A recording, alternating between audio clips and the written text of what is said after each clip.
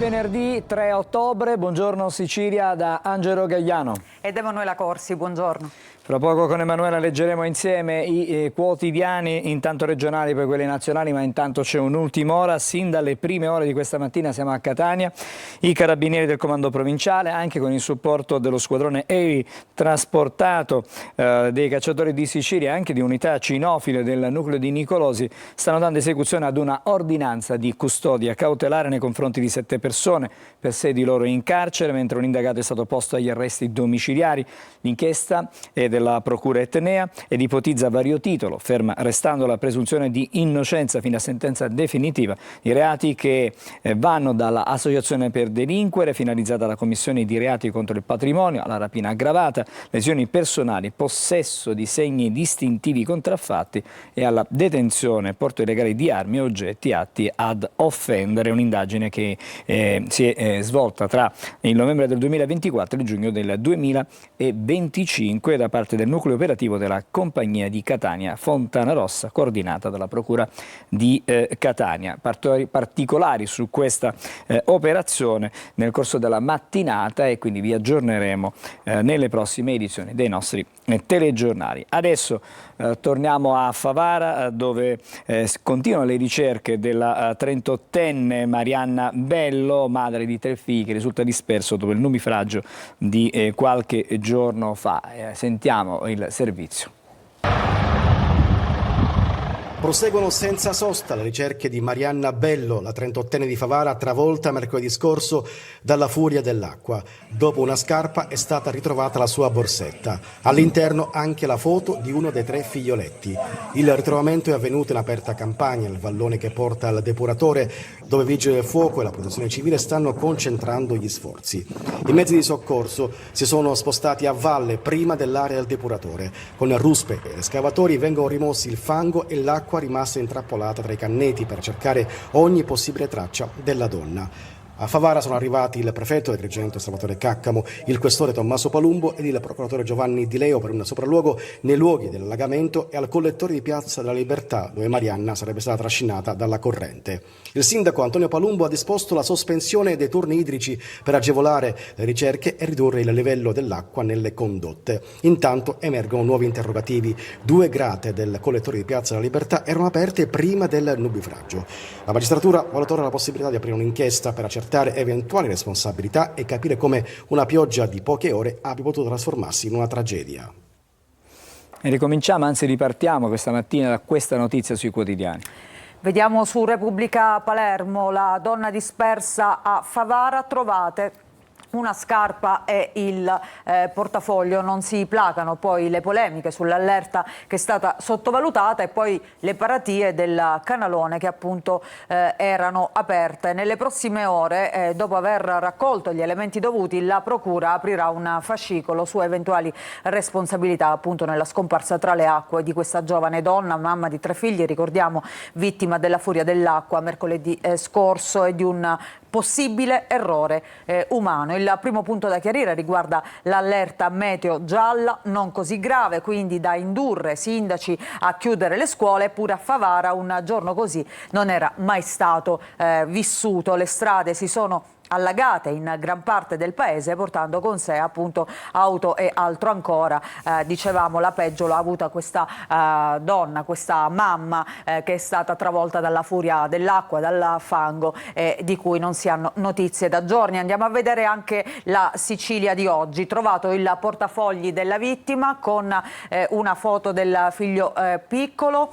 A Favara, scusate, questa è la Gazzetta del Sud. A Favara proseguono senza sosta le ricerche della donna trovata travolta dalla furia dell'acqua. Si scava nel fango nella speranza di recuperare il corpo della 38enne Marianna Bello. Impegnati Protezione Civile, Vigili del Fuoco, Forze dell'Ordine, sommozzatori e decine di volontari.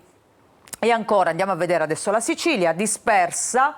Il giallo del collettore, appunto, ritrovati il portafogli con le foto dei figli e una scarpa della 38enne travolta dall'alluvione. Ricerche senza sosta, in città arrivano prefetto, procuratore e questore. C'è il sospetto appunto che queste grate dell'impianto delle acque bianche di Piazza della Libertà fossero aperte. Quindi non solo la tragedia, si cerca, si spera naturalmente di ritrovarla viva, ma ci sono anche le polemiche, gli interrogativi, perché queste grate erano aperte, ma soprattutto chi doveva vigilare, tutte domande che aspettano delle risposte. E anche qui leggiamo, appare scontato che la procura appunto dovrà vederci chiaro su quanto è accaduto, ma quelle grate, ed è una certezza, avrebbero dovuto essere chiuse. Parla il sindaco Palumbo, che ha ricordato che a marzo avevano fatto la pulizia di tutte le caditoie, e ha detto il sindaco: ne avevamo fatto realizzare una nuova in quanto la zona è soggetta spesso ad allagamenti, quindi un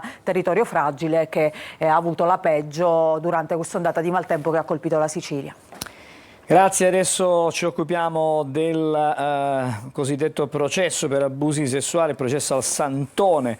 La difesa di Pietro Capuano ha presentato ricorso alla Corte Europea dei diritti dell'uomo, rilevando la mancanza di giudizio imparziale. La Procura, lo ricordiamo, ha chiesto 16 anni di carcere. Tutto nasce da un post su Facebook del giudice Santino Mirabella che conterrebbe presunte dichiarazioni pregiudizievoli nei confronti dell'imputato. Il processo in questione è quello che coinvolge il cosiddetto Santone Pietro Capuana nel procedimento 12 Apostoli. Capuana era considerato il capo della comunità religiosa di Lavina ad Aci Bonaccorsi in provincia di Catania, autoproclamatosi reincarnazione dell'Arcangelo Gabriele. È accusato di abusi sessuali su numerose ragazze, anche minorenni. Lui invece sosteneva di compiere atti purificatori. La difesa di Pietro Capuana ha presentato ricorso alla Corte Europea dei diritti dell'uomo.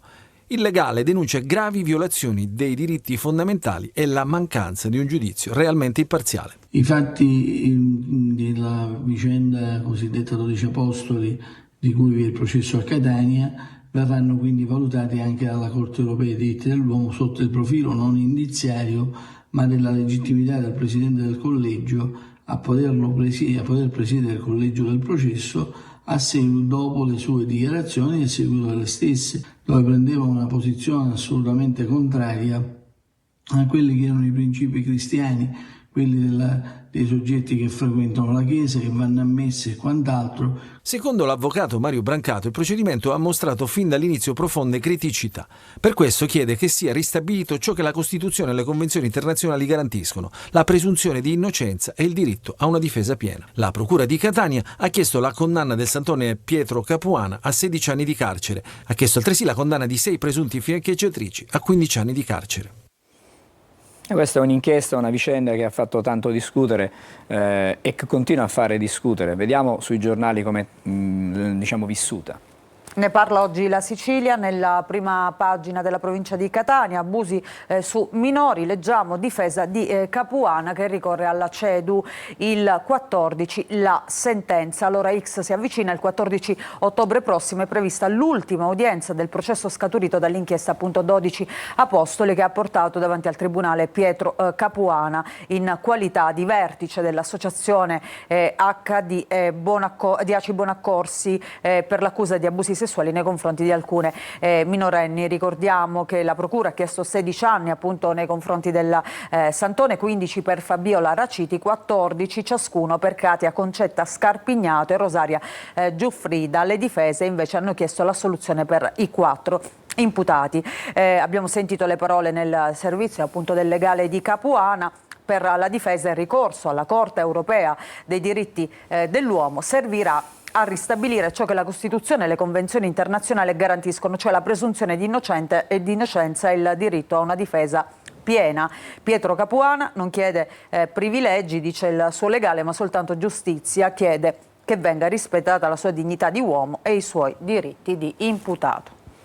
È stata confermata dai giudici della terza sezione della Corte d'Appello di Palermo la condanna a 4 anni inflitta in primo grado a Samuele Lagrasse, l'unico dei ragazzi accusati dello stupro di gruppo di una 19enne abusata 2 anni fa a Palermo, ad avere presentato ricorso. La sua posizione era diversa dalle altre in quanto era stato accertato che non avrebbe partecipato direttamente all'abuso, era presente nel cantiere ma non avrebbe violentato la vittima del gruppo, faceva parte anche un minorenne, anche per lui la condanna è passata in giudicato. E adesso ci occupiamo della visita della Commissione regionale antimafia ad Agrigento, troppa, secondo le riflessioni fatte al termine dell'incontro, la mafia spara meno ma corrompe di più. E sentiamo proprio le parole anche del Presidente della Commissione regionale antimafia, Cracolici.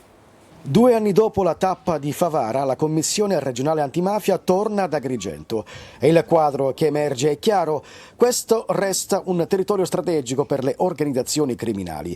Dall'ascolto di forze dell'ordine e magistrati viene fuori una mafia che cambia volto. Oggi spara meno ma corrompe di più.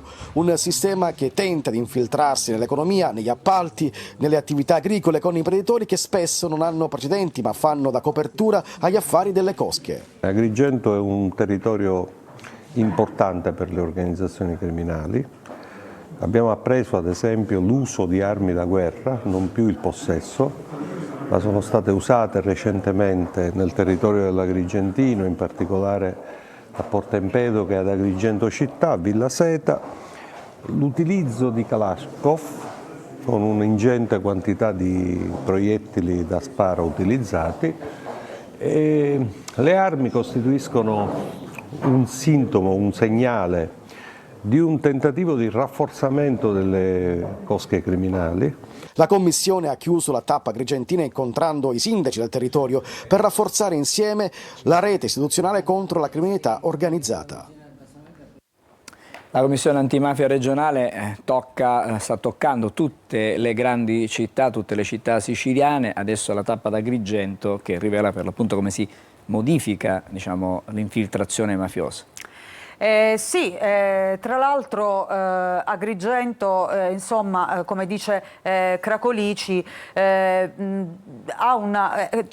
composta così, convivono una mafia rurale e una imprenditoriale, dice appunto il Presidente della Commissione antimafia. C'è il rischio di un'imprenditoria mafiosa sempre più diffusa con personaggi che formalmente non hanno precedenti con la giustizia, a dimostrazione di una mafia che tende a controllare l'economia del territorio attraverso appalti e attività commerciali, specialmente appunto nel settore agricolo. Ma l'allarme principale è quello legato alle armi, appunto non si parla solo di possesso di armi, sono sempre le parole di Cracolici, ma vengono impiegate armi da guerra, in particolare appunto i Kalashnikov, come sentivamo, con un'ingente quantità di proiettili. Quindi insomma, per riassumere, la provincia di Agrigento è un territorio importante per le organizzazioni criminali. Questo è il nodo che è venuto fuori da questo incontro dell'antimafia.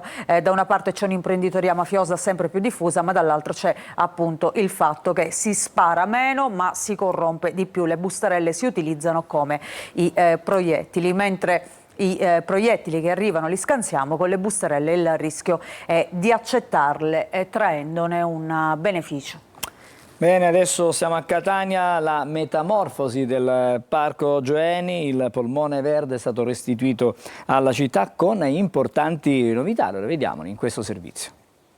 Oltre 100 specie arboree piantate, dal rosmarino alla rosa, dal mirto alla lantana, nuove fontane, acqua per l'irrigazione che arriva direttamente dalla timpa di Leucatia, Prato Inglese, pavimentazione del parcheggio esterno autobloccante e drenante. Queste le caratteristiche del rinnovato Parco Gioeni, chiuso da oltre un anno per lavori e restituito in tutto il suo splendore alla città. Lo sguardo si perde nei vialetti dove la natura ha ripreso il sopravvento. Possiamo godere veramente di un parco bellissimo, pieno di verde, con tanti arbusti nuovi, piante nuove, rosmarino, lantana e quant'altro, e quindi più godibile, più fruibile per tutti i nostri concittadini.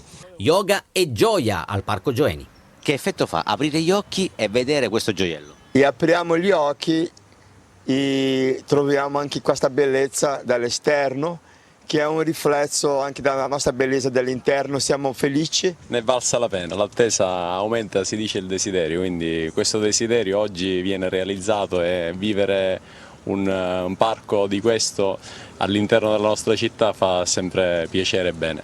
Ma c'è una nota suonata. Mi ha colpito che i bagni però sono ancora chiusi. Per la cronaca, durante i mesi in cui il parco è stato chiuso per lavori, gli immancabili incivili hanno rubato e vandalizzato l'impianto di illuminazione. Infine, gli orari di apertura. Il Parco Gioeni sarà fruibile dalle 7 alle 20 fino al 31 ottobre, poi entrerà in vigore l'orario invernale con apertura alle 7 e chiusura alle 19. Per tutti, benvenuti al Parco Gioeni. Proviamo a vederlo anche dai quotidiani, il Parco Gioeni, abbiamo visto delle belle immagini nel servizio. Sì, sempre sulla Sicilia vediamo il Parco Gioeni rinnovato, riapre dopo mesi, gli 80.000 metri quadri del polmone verde sono ora irrigati con l'acqua della sorgente di Leucatia. E allora vediamo anche tutte le altre pagine, le prime pagine, soprattutto Angelo della rassegna regionale, partiamo proprio dalla prima, della Sicilia. Intanto vediamo l'apertura dedicata all'effetto flottiglia, dilaga in Italia, tensioni e sciopero, Meloni attacca, argomenti che approfondiremo tra qualche minuto. Intanto vediamo per quanto riguarda le notizie regionali, manovra Quater, Ars, chi vince e chi perde sui 240 milioni. E poi nel taglio basso Carmen Consoli, cantantessa e passionaria, se potessi partirei subito per la striscia di Gaza.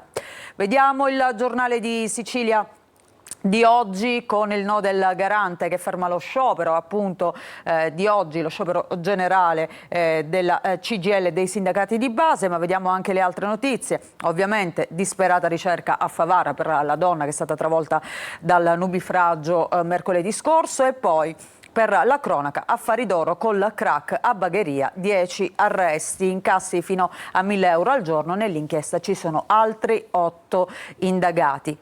Vediamo anche la prima pagina di Repubblica Palermo con i cortei, dicevamo, in tutta Italia per manifestare contro il genocidio di Gaza. Qua siamo a Palermo, dove ieri appunto è stata organizzata una grossa manifestazione pro-Pal, corteo e disordini, festa dell'esercito blindata, perché contestualmente c'era anche la festa dell'esercito a Palermo e diciamo che in tanti hanno detto forse è un momento poco opportuno per mostrare quelli che sono le nostre armi in un momento in cui si cerca di fermare delle guerre. Militanti allontanati dal Politeama, scontri al porto, sciopero alla rovescia all'università, in aula i talk su Gaza e poi l'intervista alla studiosa ebraica che dice oggi riviviamo le paure del passato.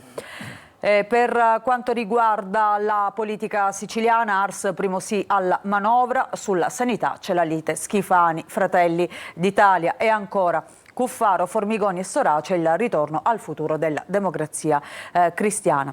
Sempre sulla prima pagina vediamo questo viaggio allo Zen, quartiere di Palermo, la lotta di potere tra 10 capetti e poi il caso italo-belga, la società che gestisce il litorale appunto di Palermo, il fratello del boss dava i biglietti gratis ai clan. Andiamo a vedere all'interno questa notizia. A Mondello, tessere in regalo ai boss, così Mimmo Genova gestiva il Lido. Vecchie indagini dicono del ruolo svolto dal fratello del capomafia di Resuttana e sua nuora fu assunta dopo l'arresto del figlio. E qui c'è appunto una veduta della spiaggia di Mondello con il suo lungomare, una fotografia di Girolamo Genova. Andiamo ancora a vedere la prima pagina della Gazzetta del Sud, con anche qui lo sciopero per Gaza in primo piano, il garante che dice no e ancora vediamo la manovra finanziaria all'Ars, contributi a pioggia, l'Ars perde il pelo ma non il vizio, via libera agli emendamenti sponsorizzati dai deputati regionali dei vari partiti. Ancora, dissesto idrogeologico, il Mase destina un tesoretto al comune di Messina. Il Ministero dell'Ambiente ha stanziato 8,3 milioni di euro per mettere in sicurezza il territorio e la costa sud, interventi a Tarantonio e Ponte Schiavo. E poi l'Archivio di Stato di Messina che trova casa, la sede sarà all'ex Don Bosco, la locazione scadrà entro fine mese, la rassicurazione è arrivata dal senatore Germanà dopo l'interlocuzione con il Ministero. La cronaca nel taglio basso: l'omicida ha confessato al telefono. Stiamo parlando dell'omicidio di Mario Molinaro, l'uomo di 73 anni trovato con una corda attorno al collo. Emergono altri retroscena. Il 62enne accusato di averlo ucciso, che è un catanese, ne ha parlato con i familiari dopo il delitto, appunto al telefono. Si cerca di capire appunto quale sia stato il movente. Intanto il contesto in cui è maturato l'omicidio, avvenuto a Fondo Saccà, è di grave disagio. Vittima e presunto assassino infatti avevano un passato da ex internati dell'ospedale psichiatrico giudiziario di Barcellona. Quindi potrebbe esserci qualcosa legato a questa convivenza in questo reparto dell'ospedale psichiatrico, che avrebbe fatto scaturire poi la molla per uccidere questo 73enne. Per quanto riguarda la sanità, cardiochirurgia pediatrica piegata da sciagurate logiche di potere. Il Movimento 5 Stelle chiede a Schifani di correggere il piano della rete sanitaria, che ancora una volta penalizzerebbe il centro di Taormina a favore invece di quello palermitano. Bene, grazie. Allora Emanuela, fra poco torniamo da te per leggere i quotidiani nazionali, ma intanto diamo uno sguardo alla viabilità anche questa mattina. Come sempre lo sguardo comincia da via Vincenzo Giuffrida a Catania. Stamattina la situazione traffico sembra sicuramente più scorrevole rispetto ad altre mattinate. Nel frattempo le auto rispettano le chiamate dei semafori pedonali da via Vincenzo Giuffrida. Adesso andiamo invece sulla circonvallazione di Catania. La testimonianza che oggi in città, su Catania, il traffico sembra meno paralizzato è anche data da queste immagini che vi stiamo mostrando. Adesso andiamo a vedere invece la situazione meteo andiamo a vedere l'Etna. La situazione meteo ci dice che ci sono delle nuvole proprio che ci impediscono di vedere i crateri, insomma la sommità del vulcano, però il cielo in parte è anche abbastanza libero e sgombro da nuvole. Vediamo allora qual è la situazione da Taormina. Vediamo sempre l'Etna e qui comunque le nuvole esistono anche, sono presenti. Siamo sul golfo di Taormina, altra splendida cartolina che vi mostriamo questa mattina. Ci dobbiamo fermare, c'è la prima sosta della nostra mattinata, fra poco andremo a leggere i quotidiani nazionali con il tema preponderante, quello dello sciopero generale di oggi, e vedremo poi anche di approfondire il tema anche in Sicilia con le manifestazioni. Ci collegheremo, faranno molto anche con Palermo non appena saremo pronti, e chiaramente vi mostreremo anche le immagini in diretta fra pochissimo.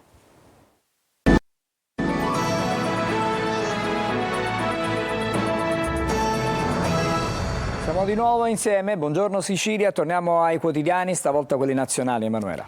Sì, partiamo da Repubblica e vediamo appunto uno dei temi di oggi in primo piano è lo sciopero generale indetto da CGIL e da sindacati di base, uno sciopero che riguarda sia il settore pubblico che quello privato. Meloni contro lo sciopero, questo è il titolo che sceglie oggi Repubblica, e poi attacco alla mobilitazione di oggi per Gaza. Fanno il weekend lungo, queste sono state le parole della Premier, che più volte ha detto gli scioperi non si fanno di venerdì, e ancora il garante giudica questo sciopero illegittimo. Landini, segretario della CGIL, va dritto, punta dritto e dice si farà. E ancora le piazze, perché nel frattempo c'è un'Italia che scende in piazza per manifestare contro questa guerra a Gaza. Blocchiamo tutto, manifestazioni in tante città, molti cortei pacifici, tensioni invece a Firenze, Bologna e Torino. E poi ci sono gli attivisti della flottiglia che intanto sono stati fermati a 70 miglia appunto da Gaza, dalla marina israeliana. Gli italiani a bordo delle navi portati in un carcere israeliano. Lunedì il rimpatrio. Israele dice chi lo rifiuta verrà processato. Questo il sommario di oggi di Repubblica. Intanto Cosa succede nel mondo? Terrore a Manchester, uccisi 2 ebrei davanti alla sinagoga. Assalto con il coltello nel giorno dello Yom Kippur, che è una festa religiosa ebraica. Morto il killer, presi i complici, lo sdegno di Israele. Andiamo a vedere la prima pagina del Riformista, appunto, chi accoltella la pace, questo è il titolo, a Manchester, Yom Kippur di sangue, uccisi ebrei in sinagoga, strategia del caos nei cortei pro-Pal in tutta Italia, occupazioni ovunque e Landini che tira dritto, lo sciopero appunto si farà. Vediamo il Corriere della Sera.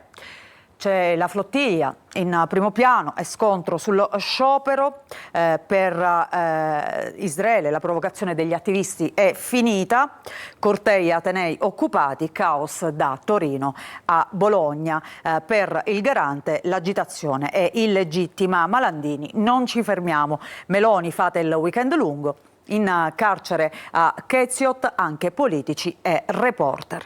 E poi oggi sul Corriere della Sera c'è anche un ritratto di chi in questo momento si trova in carcere, di chi ha partecipato a questa missione umanitaria della flottiglia. Chi sono gli italiani appunto che si stavano dirigendo verso Gaza? Il Camallo, il leader Arci e un orafo di 86 anni. Ecco gli italiani fermati.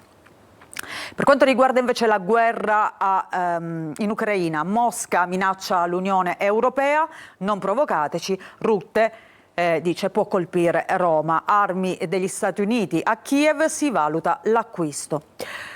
Ancora vediamo altre notizie, intanto la fotonotizia dedicata ai genitori di Sammy Basso, la nostra vita senza Sammy. Le lettere e il suo amore segreto.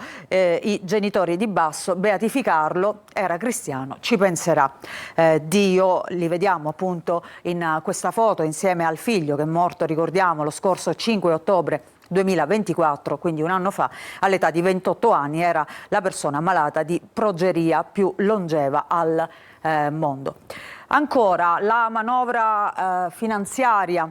Deficit sotto il 3%, più fondi alla difesa, aiuti al ceto medio. Questo sarebbe contenuto nel testo appunto della legge di bilancio, le previsioni per il 2026.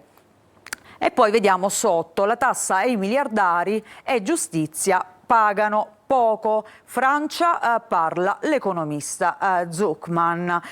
I miliardari pagherebbero poco, una tassa per loro è giustizia. Queste appunto le parole dell'economista e la scelta infiamma la Francia. Andiamo a vedere all'interno del Corriere della Sera intanto le tensioni sullo sciopero generale, cortei, blocchi e scontri nelle città. La Commissione dice che questo sciopero è illegittimo, la CGIL va avanti, devastate le OGR di Torino dove oggi è attesa la von der Leyen. Allora perché illegittimo? Perché la normativa prevede un preavviso minimo di 10 giorni per proclamare uno sciopero dei servizi pubblici essenziali, invece nel settore privato non c'è questo obbligo di preavviso. I settori interessati, vediamo appunto le prestazioni minime garantite sono comunque andranno avanti, stop ai treni dalle 21 di ieri, lo sciopero riguarderà anche aerei e taxi fermi fino alle 24 e poi scuola, gli istituti invece sono liberi di scegliere se aderire o meno. E poi c'è l'intervista, il garante, caso delicato ma la legge va rispettata, Bellocchi, le eccezioni solo se parliamo di difesa della Costituzione o sicurezza dei lavoratori. Diciamo che questa obbligatorietà del preavviso decade in alcune circostanze, bisogna capire se questa rientra in quelle. Per quello che abbiamo letto, secondo il garante non dovrebbe. No. Poi ci saranno la sede opportuna, esattamente, le sedi dove discutere di questo. E intanto c'è il leader della CGIL che ha voluto fortemente appunto questo stop in generale, quindi Landini, la corsa a sinistra di Landini senza la Will, noi in 100 piazze offesi dalla Premier. Andiamo a vedere invece dalla prima pagina questa notizia, cioè chi sono gli italiani che in questo momento si trovano in carcere nello Stato ebraico, appunto, che partecipavano a questa missione della flottiglia. L'orafo di 86 anni, che è il più anziano di questi attivisti, il camallo genovese. Chi sono gli italiani fermati in mare? Sono in tutto 40 i connazionali detenuti, tra questi ricordiamo anche alcuni parlamentari e reporter, e qui vediamo appunto alcune foto di questi attivisti che hanno partecipato a questa missione. Intanto c'è l'intervento della Federazione Nazionale della Stampa Italiana: subito liberi i giornalisti su flottiglia. E poi per tornare presto i militanti dovranno pagarsi il biglietto. C'è anche questo aspetto singolare: più rapida l'espulsione volontaria, Israele coprirà le spese solo dopo un processo, ma ci vorrà più tempo. Andiamo a vedere adesso una notizia di cronaca all'interno del Corriere, perché si continua a parlare del caso Garlasco. Ogni giorno praticamente i quotidiani si occupano di questo caso, di questa nuova indagine. Nessun contatto diretto tra Sempio e Chiara, troppo poco quel DNA. Il nuovo consulente Palmegiani appunto dice che a quanto pare non ci sarebbero stati contatti tra quello che oggi è il nuovo indagato per la morte di Chiara Poggi e la vittima. I miei video manipolati. Andiamo a vedere anche sul Giorno, si parla del caso Garlasco, lo vediamo nel taglio alto, un video contro Sempio dal suo nuovo consulente, ma ora ho letto gli atti, filmato vecchio, solo fango, dice lui. Vediamo anche altre notizie, intanto nella taglio basso per quanto riguarda la guerra in Ucraina. Putin, paesi NATO in conflitto con noi, l'allarme di rotte, tutti in pericolo, Mosca può colpire anche Roma. Non so se possiamo vedere ancora un'ultima prima pagina. Allora, vediamo il Messaggero di oggi. Ecco, due notizie: test antidroga in auto, chi si rifiuta commette un reato, la Cassazione: se per gli agenti chi guida è sotto l'effetto di sostanze il tampone va fatto. E poi sempre più voglia di usato, scelta etica, non solo risparmio. A quanto pare siamo tutti pazzi per, diciamo, l'acquisto di abbigliamento, di qualsiasi cosa usato, che comunque consente anche un risparmio e anche un riciclo, diciamo, dell'economia. Allora, c'è un aggiornamento rispetto a quanto ci hai raccontato tu e letto sulle pagine dei giornali, perché la Farnesina ha appena annunciato che 4 parlamentari italiani che erano presenti sulla flottiglia sono stati liberati, quindi questa è un'ultima ora che l'agenzia ANSA sta rilanciando. Ci fermiamo appena qualche momento e poi subito dopo i primi ospiti della nostra mattinata.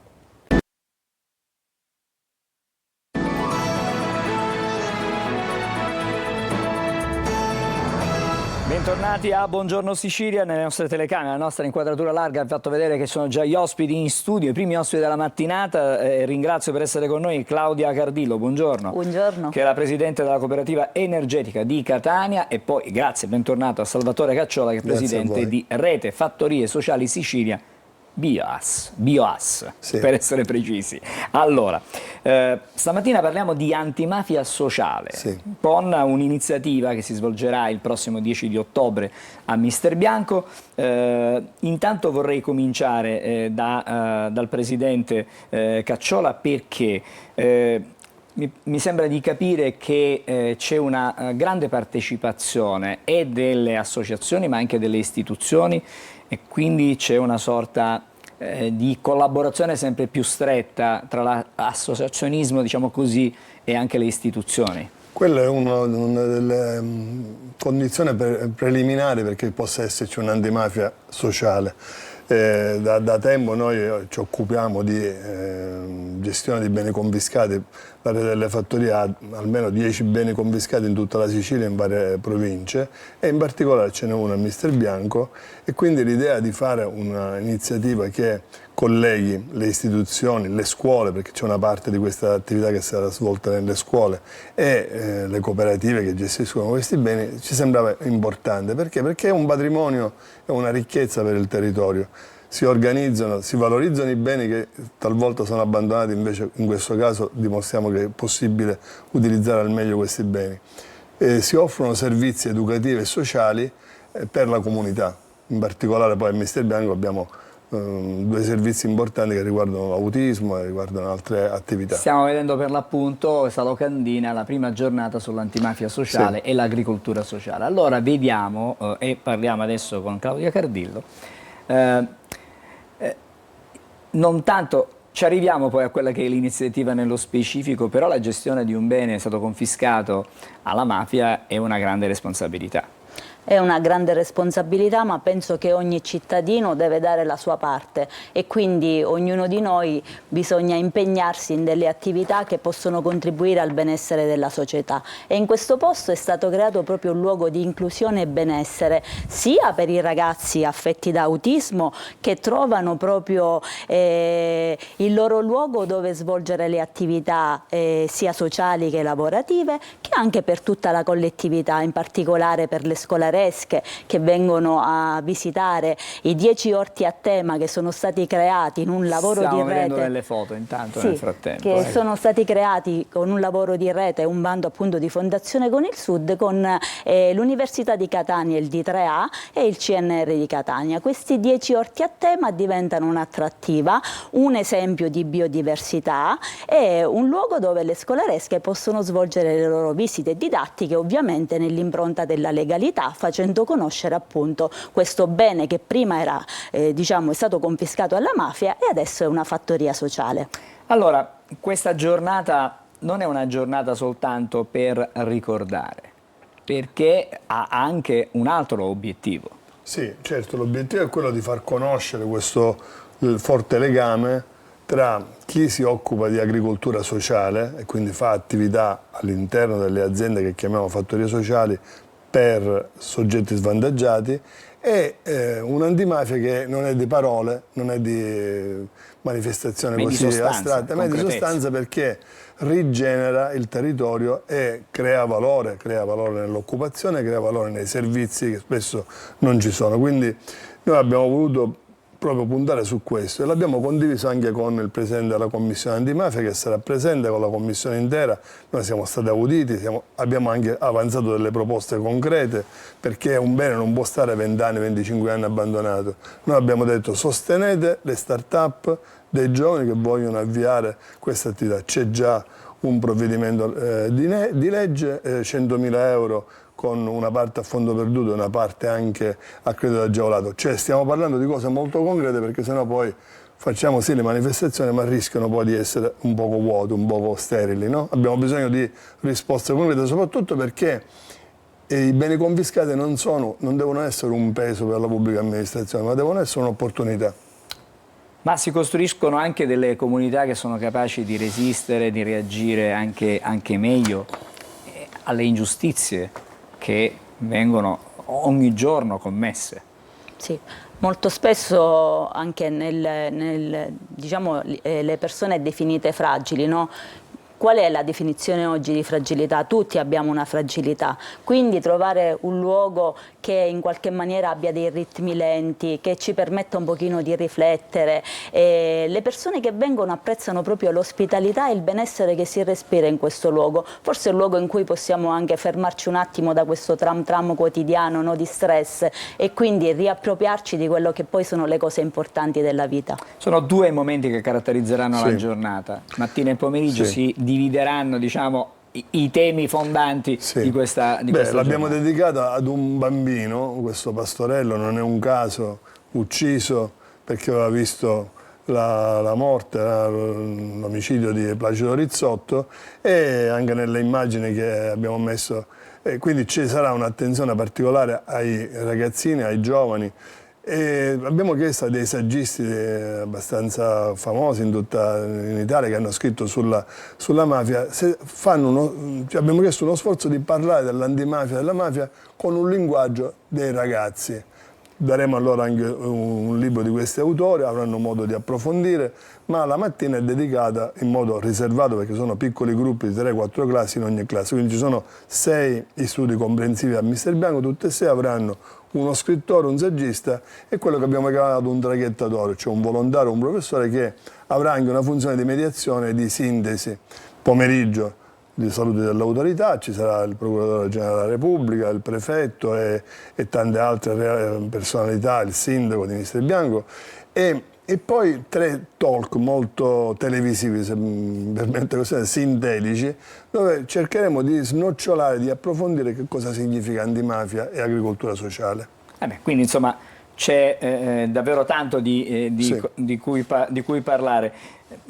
Una curiosità, prima di chiudere questo nostro incontro con la Presidente della Cooperativa Energetica di Catania.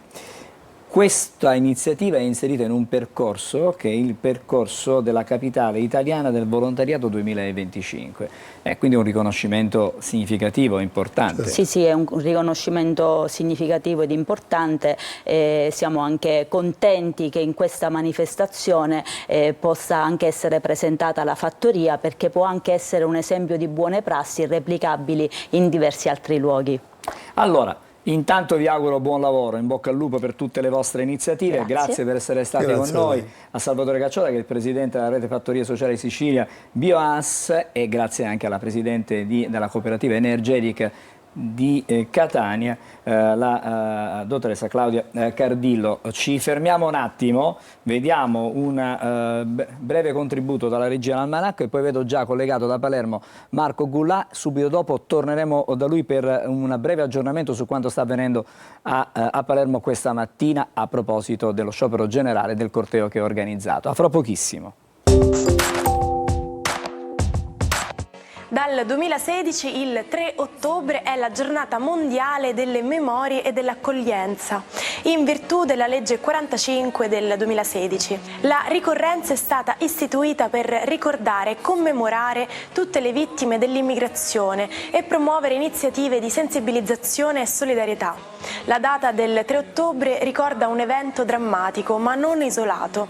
Da quel 3 ottobre ad oggi oltre 24.000 rifugiati e migranti sono morti o risultano dispersi nel Mar Mediterraneo. È importante promuovere riflessioni e impegni affinché le persone in fuga da guerre, violenze e persecuzioni possano arrivare in un luogo sicuro senza dover rischiare la vita in viaggi pericolosi. A circa un anno dalla caduta del muro di Berlino, le due Germanie tornano a essere una sola nazione.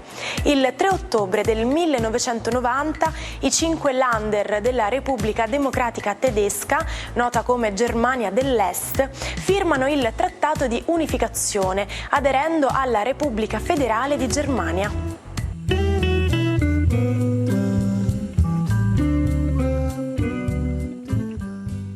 E allora, buongiorno Sicilia, adesso apriamo una finestra prima del prossimo ospite con Palermo, dove c'è Marco Gullà. Ci sono i preparativi per quella che è la piazza, una delle piazze siciliane assieme a quelle italiane, che si prepara allo sciopero generale di oggi. Marco, buongiorno, fra poco poi torniamo da te, ci racconterai quando Angelo, comincia tutto. Siamo... Sì, vai. Sì, Angelo, siamo a piazza Giulio Cesare, dinanzi alla stazione centrale. Lo sciopero è stato proclamato ovviamente anche per la città di Palermo. Alle 9:30 dovrebbe appunto avviarsi questo corteo verso Piazza Indipendenza e lo vedete anche alle mie spalle, iniziano già a arrivare i primi manifestanti. Lo sciopero della CGIL, lo ricordiamo, che probabilmente andrà a occupare tante strade del capoluogo fino a Piazza Indipendenza. Se ho un minuto, Angelo, io avrei anche il segretario generale provinciale di Palermo. Va bene Marco, velocemente, poi torniamo in studio perché ci ricolleghiamo con te fra un po'. Qua. Sì. Eccolo qua, Mario Ridulfo, segretario generale CGIL Palermo. Buongiorno. Allora, buongiorno segretario, già ci sono i primi manifestanti, insomma un inizio di raduno. Oggi una manifestazione che è stata importante per Palermo. Ma intanto fino a ieri sera eravamo davanti in presidio, davanti al porto, a Piazza Politeama, poi alle 21 ci siamo spostati sotto gli ospedali.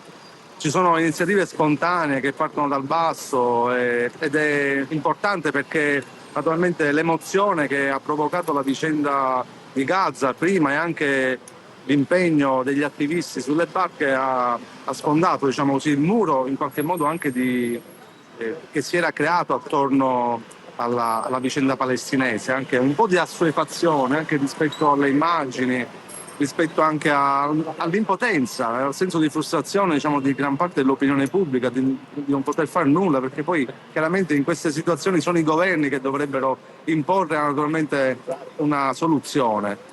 Oggi è una giornata di sciopero generale, è stata proclamata in maniera di fatto unitaria da tante sigle sindacali, dalla CGIL ma dai sindacati di base. Oggi faremo un corteo unitario a Palermo, partendo da qui, da Piazza Giulio Cesare, dalla stazione e arrivando fino a Piazza Indipendenza davanti alla Presidenza della Regione.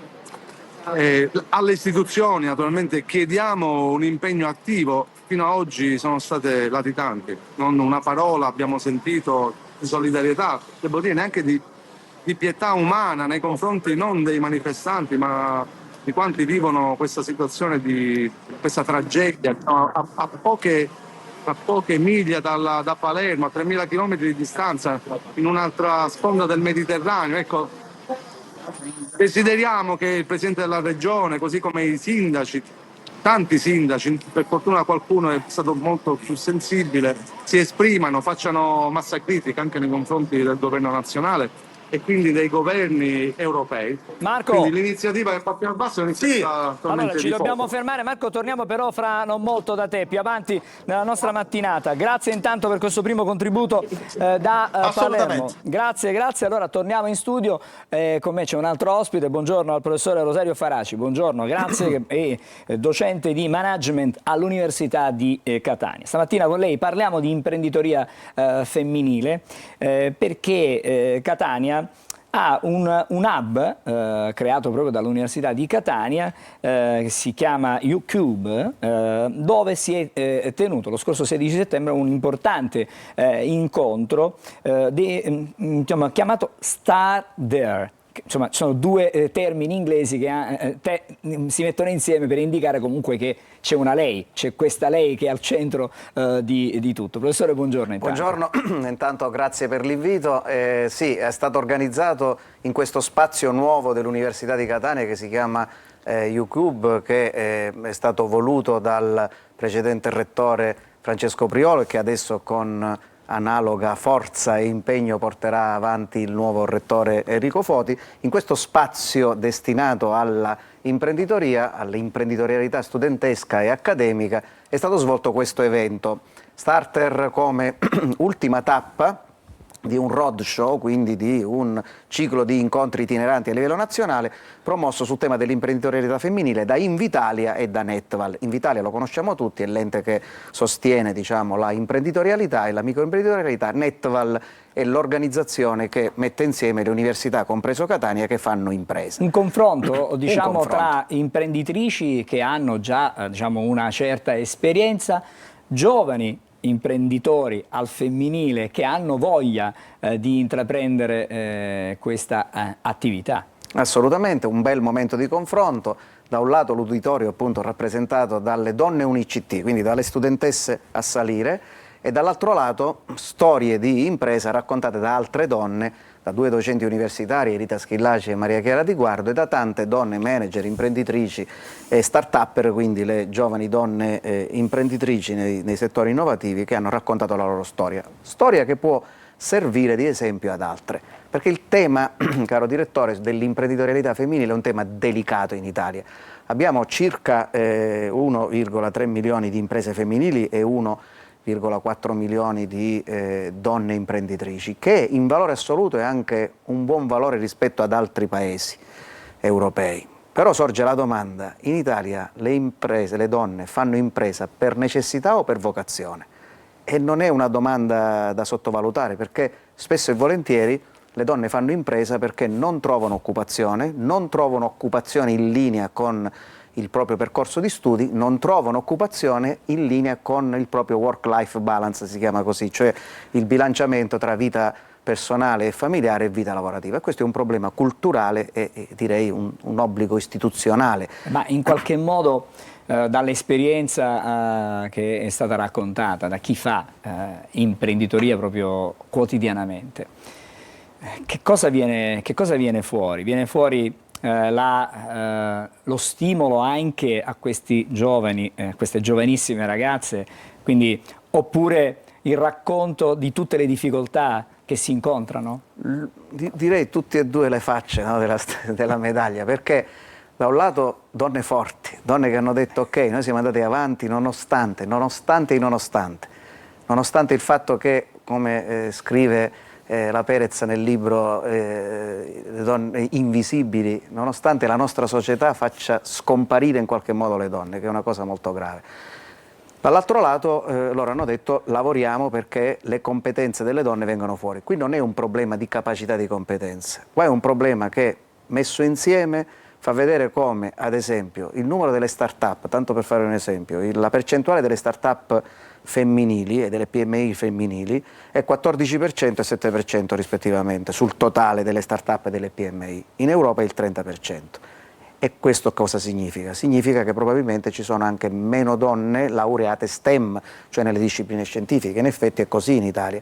Il 39% sono donne laureate STEM, tutti gli altri sono uomini. Invece se guardiamo tutte le discipline nel complesso, le donne sono oltre il 50%.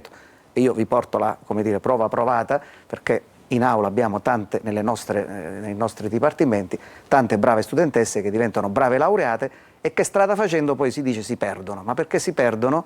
Si perdono nella misura in cui tutto il resto della società e anche delle istituzioni non fornisce supporto, a cominciare da quello che direi un diritto fondamentale delle donne, a che ci siano asili nei posti dove loro lavorano e in questi asili i bambini in età prescolare possano essere vicini alle loro mamme. Professore, ci sono altri esempi come quello di Catania che in qualche modo sostengono e contribuiscono a che l'imprenditorialità femminile possa crescere ulteriormente? Sì, assolutamente. Diciamo, ci sono esperienze nei vari ecosistemi, da quelli più maturi, chiaramente gli ecosistemi del nord-est, l'ecosistema di Milano, anche a tante belle esperienze in Emilia-Romagna, a Napoli, che per esempio è un ecosistema importante.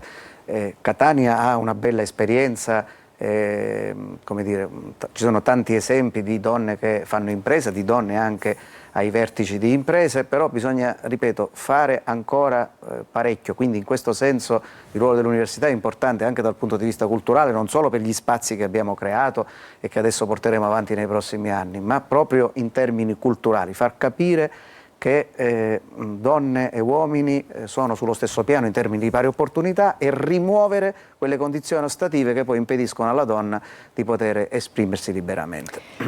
Prima di salutarci, diciamo che dal confronto che c'è stato, cosa si può dire? Cioè, la strada indicata è stata in qualche modo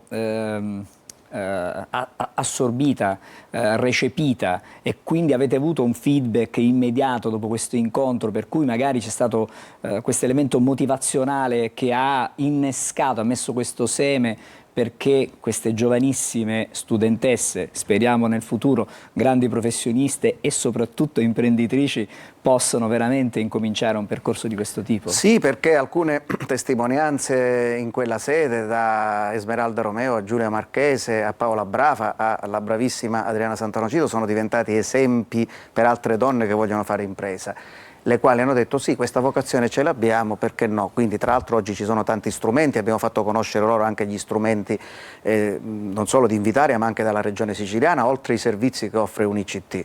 Ma ripeto, bisogna sfondare un po' quel tetto di cristallo che oggi, che viene chiamato così, quel soffitto di vetro che oggi impedisce alle donne di scalare nelle posizioni. Le dico un'ultima cosa, direttore, e chiudiamo, quando ancora in Italia il 4% delle donne è amministratore delegato e quindi il 96% sono uomini, quanto il 22% di donne sono presidenti di CDA e quindi l'88% per differenza sono uomini, quando il 23% dei manager, quindi dei quadri dirigenti, sono donne e quindi la stragrande maggioranza sono uomini, significa che ancora dobbiamo fare un passo importante in avanti e non basta la legge Golfo-Mosca, quella sulle quote rosa, dove 4 donne su 10 siedono nei consigli di amministrazione, perché se siedono nei consigli di amministrazione ma non sono nelle posizioni apicali, consentitemi di dire che chiaramente non stiamo consentendo alla donna di esprimere pienamente le proprie capacità.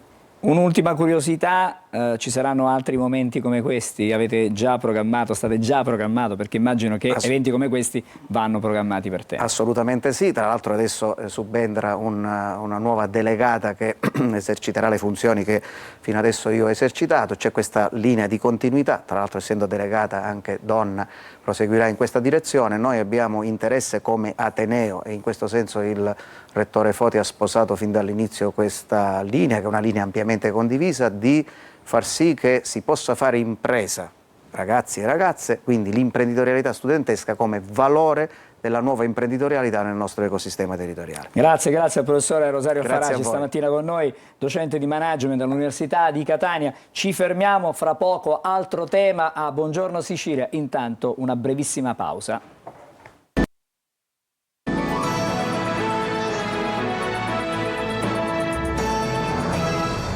Eccoci di nuovo a Buongiorno Sicilia e ritrovo con piacere in studio il dottore Claudio Miceli, buongiorno, Buongiorno. che è il fondatore di Doniamoci, fra poco ne parliamo, e accanto c'è il caro amico, ciao Ruggero Sardo, buongiorno, che è il direttore artistico di Doniamoci 2025. Allora, Doniamoci torna ancora una volta, visti anche i risultati importanti ottenuti nelle precedenti edizioni e negli anni. La solidarietà per sostenere la ricerca contro la fibrosi cistica si dimostra fondamentale. È fondamentale, come diceva lei. Purtroppo sappiamo benissimo che il governo centrale toglie sempre più fondi alla ricerca, quindi noi piccoli umani praticamente in questo mondo riusciamo praticamente a ottenere qualcosa per far sì che questa ricerca praticamente vada avanti. Soprattutto sostenendo, dando praticamente energia alla ricerca, ma dando speranza anche ai ragazzi, ai pazienti affetti da fibrosi cistica. Altrimenti, voglio dire, questi ragazzi, questi scienziati, questi operatori che operano praticamente nel mondo della ricerca sono costretti ad andare via. Noi riusciamo in qualche modo ad arginare questa problematica. Abbiamo raggiunto degli ottimi risultati negli anni. Consideri che questo evento nasce nel 2015, ma è soltanto l'8ª edizione, perché per 2 anni siamo stati costretti a non poter, dato il Covid, a ottenere, diciamo, a svolgere l'evento. In questi 8 anni abbiamo raggiunto quote importantissime, abbiamo raggiunto più di 500.000 euro di raccolta, che è stato veramente un notevole successo. Soprattutto l'anno scorso, consideri praticamente che abbiamo raccolto 180.250 euro, quindi è stato un evento che poi è stato anche menzionato a Jesolo. Noi ogni anno a Jesolo praticamente una struttura di proprietà di Matteo Marzotto, tutti vengono praticamente convocati lì tutti le anime della solidarietà. Le associazioni praticamente di volontariato che si occupano di solidarietà, quindi di raccolta fondi, e consideri, direttore, che siamo stati premiati come primo evento dell'anno 2024 per raccolta fondi e per bellezza praticamente, quindi è stato veramente un successo notevole. C'era anche la RAI, c'era Mediaset, c'era veramente un parterre importantissimo. Questo è stato un motivo di grande soddisfazione grazie a questi ragazzi, a questo parterre di organizzazione che abbiamo dentro, che ci permette di raggiungere questi obiettivi. Ruggero, diciamo mettere insieme quello che è l'attività ricreativa, che poi si unisce a roba seria, alla ricerca, non è facile. Però la formula, mi pare, che è stata studiata per Doniamoci rappresenta, diciamo, un equilibrio, mi pare, perfetto. Tu come direttore artistico, quando, perché hai anche accanto a te, lo ricordiamo, a coordinare tutto per quanto riguarda gli chef c'è Sebbi Il Sorbello. maestro Sebbi Sorbello, voglio dire, quando si fanno determinate scelte allora si guarda con attenzione a che cosa in particolare. Ma guarda, devo dirti che probabilmente funziona un po' come le ricette, no? Ci vuole un po' di tutto nelle giuste dosi. Devo dirti che a noi questa goccia l'ha messa in testa proprio 10 anni fa Claudio Miceli, quando venne da ciascuno di noi, siamo tante le componenti che lavoriamo a questo evento, e ci fece capire che era necessario fare qualcosa di importante per chi stava male e fare qualcosa di importante per le famiglie di chi sta male, perché non dimentichiamo mai che accanto alla persona che sta male c'è la famiglia che vive degli squilibri terribili, e da allora abbiamo iniziato a lavorare a questo progetto. E la cosa molto bella, Claudio, è il fatto che di anno in anno, di edizione in edizione, diceva giustamente Claudio, siamo all'8ª, questo progetto è sempre cresciuto un po' nella raccolta, nella costruzione e nell'organizzazione.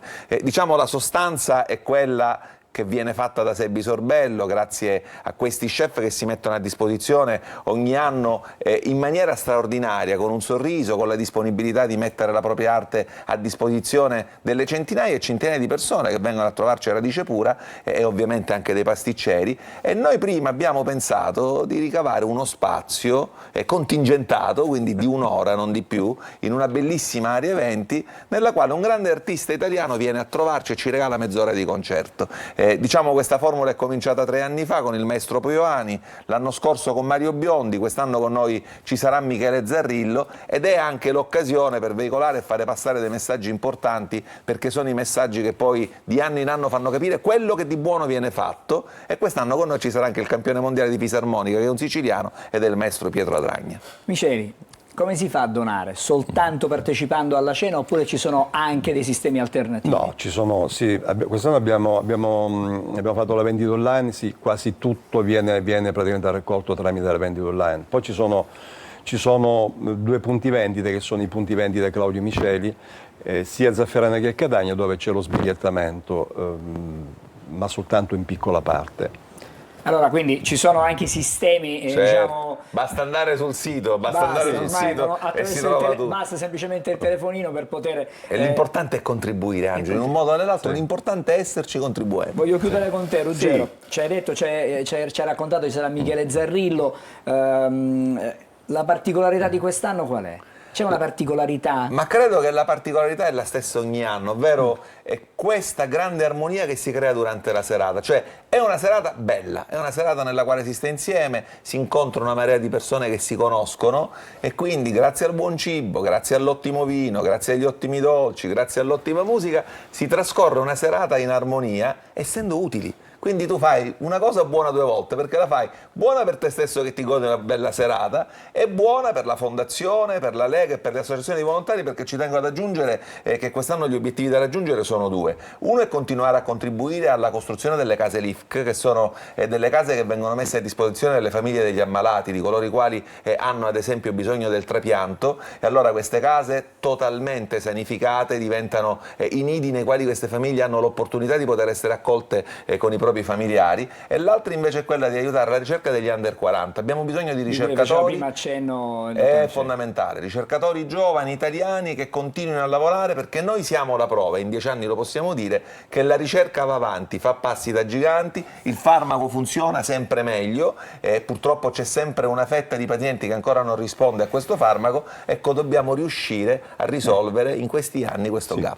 C'è il 70% che è un farmaco che è stato sperimentato un paio di anni fa negli Stati Uniti, ma che oggi in Italia sta dando grossi risultati, che è Kaftrio, dove il 70% di pazienti accede, il 30% ancora è orfano di questo farmaco, e noi tramite le nostre praticamente raccolte facciamo in modo che questo 30% prima o dopo possa accedere anche a questo farmaco, e quindi il salvavita, che non è che non è praticamente definitivo, perché non è risolutivo, però ti migliora tantissimo la qualità della vita, è fondamentale. Ti migliora moltissimo la qualità della vita, come giustamente dicevi. Grazie. Fammi ringraziare solo la famiglia Faro, che ogni anno mette a disposizione Radice Pura, e fammi ringraziare tutte le anime dell'organizzazione, perché magari qua ci siamo io e lui, ma siamo veramente tanti ed è bello ogni anno poter lavorare insieme per raggiungere gli obiettivi importanti. Grazie a Ruggero Sardo, Grazie. che è il direttore artistico di Doniamoci, e poi grazie a Claudio Miceli, che è il fondatore di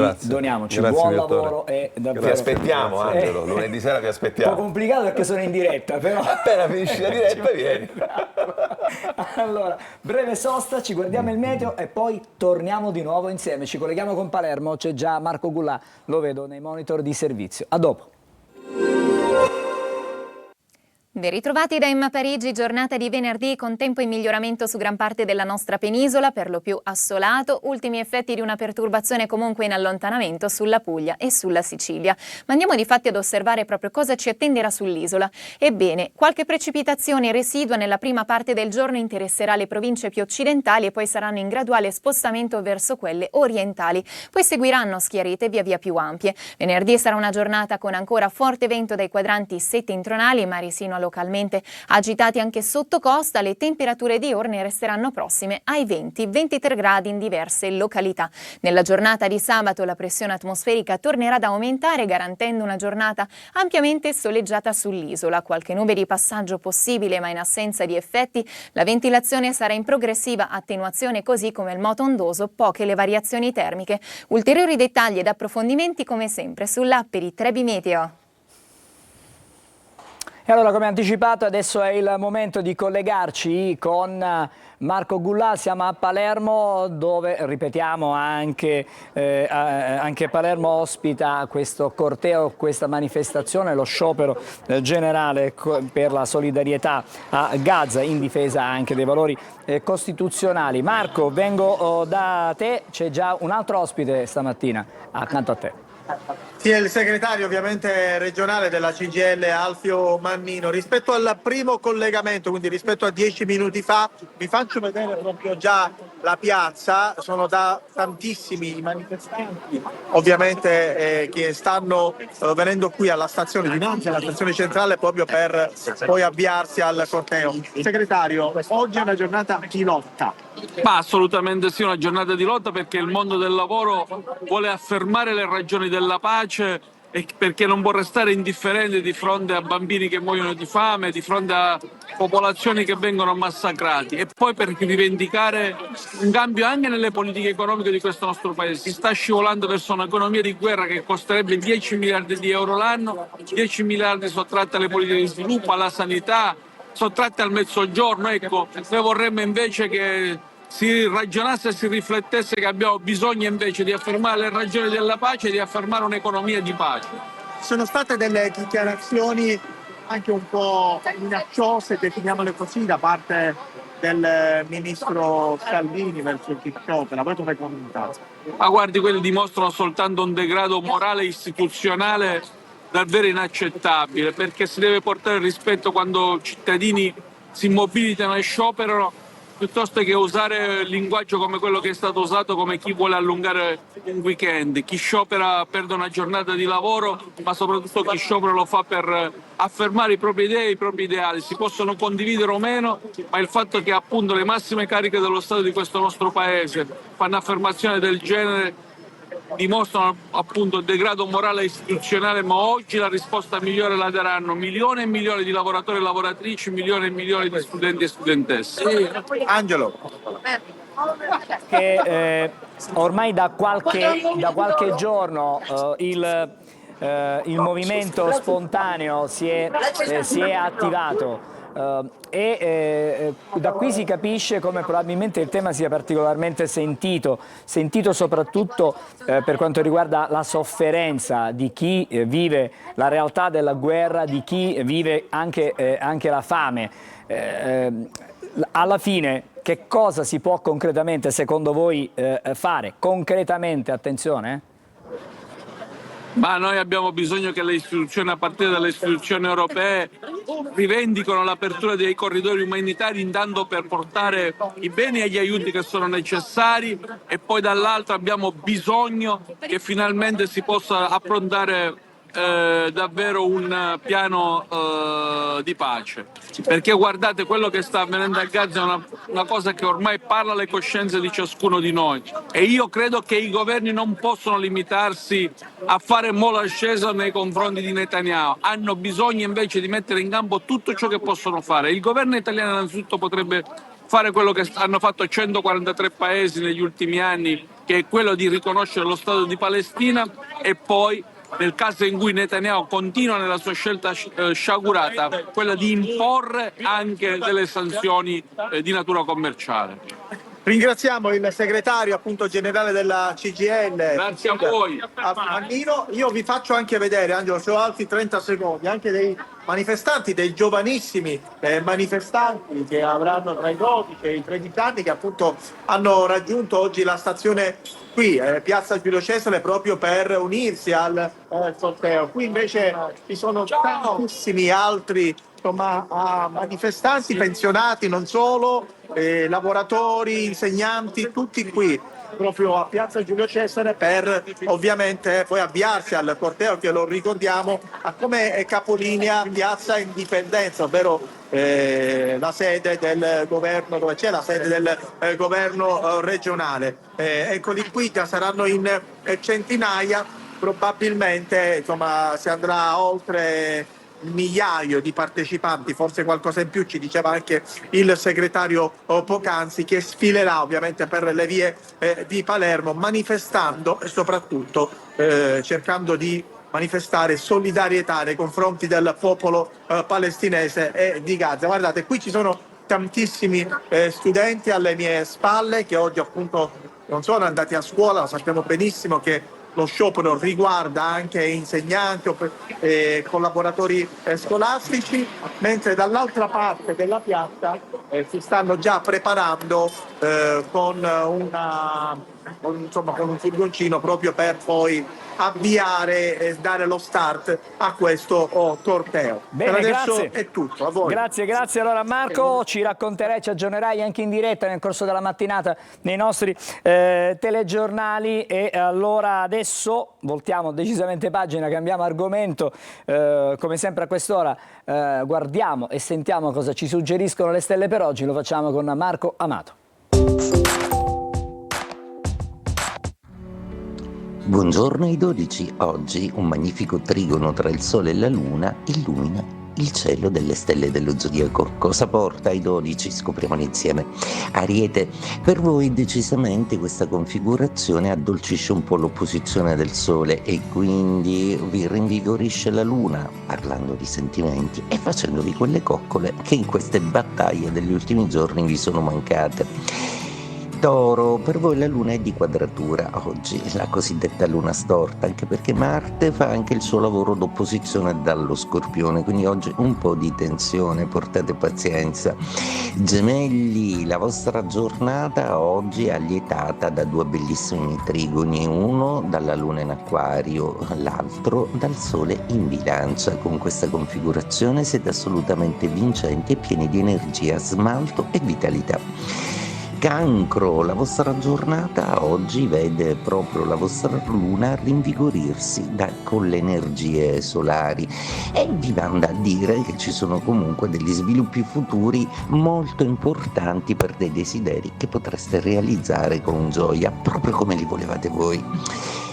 Leone, la vostra giornata oggi vede la Luna in opposizione dall'Acquario, idee che si affollano, forse un po' troppo fantasiose, forse una velocità che vi confonde, qualcosa che vi perprime oggi e sarete un po' tesi e protesi a guardarvi intorno. Vergine, oggi le configurazioni planetarie hanno in serbo per voi una placida Venere con cui non vuole dialogare nessun altro pianeta dello zodiaco, è la cosiddetta Venere isolata. Forse sentirete il bisogno di stare un po' nel vostro e di essere un pochettino più esclusivi e di cercare nella segretezza dell'amore qualcosa di più rassicurante. Oggi le gioie sono proprio della coppia. Bilancia, una giornata oggi che vede il sole nei vostri gradi unirsi in trigono con la luna in acquario, portandovi idee brillanti, fantasia, progetti nuovi, vecchi amici che si fanno rivedere e un aiuto inaspettato. Scorpione, per voi la luna oggi è in quadratura con Marte che ospitate nei vostri gradi. Oggi avete un po' le idee confuse, dovete riordinare un po' di cose e cercare di sopportare le esuberanze di alcune persone intorno a voi, per cui oggi non avrete molta pazienza. Sagittario, luna amica per voi, tra l'altro rinvigorita dal sole, con il quale siete in ottimi rapporti. Oggi è una splendida giornata ed è proprio l'inizio di un mese che vi porterà tanto. Capricorno, per voi oggi la giornata prevede una luna che parla di concretezza, di affari e di piccoli ostacoli da gestire che potreste eliminare con un sol colpo se solo foste un po' meno ambiziosi, un passo alla volta. Acquario, la vostra giornata oggi prevede la luna che vi rende protagonisti ancora una volta quadrare con Marte. Oggi è una luna un po' tesa, un po' nervosa in mattinata, promette molto meglio in serata, dove vi investe con una marea di novità, di amici e sentimenti. Pesci, per voi oggi gli accordi planetari sono abbastanza soddisfacenti, tutto sembra essere in ordine e concludete la settimana lavorativa con grande soddisfazione e ancora con in serata una calda riprova d'amore da parte del partner. Molto bene, grazie. Allora adesso torniamo di nuovo ai quotidiani da Emanuela Corsi.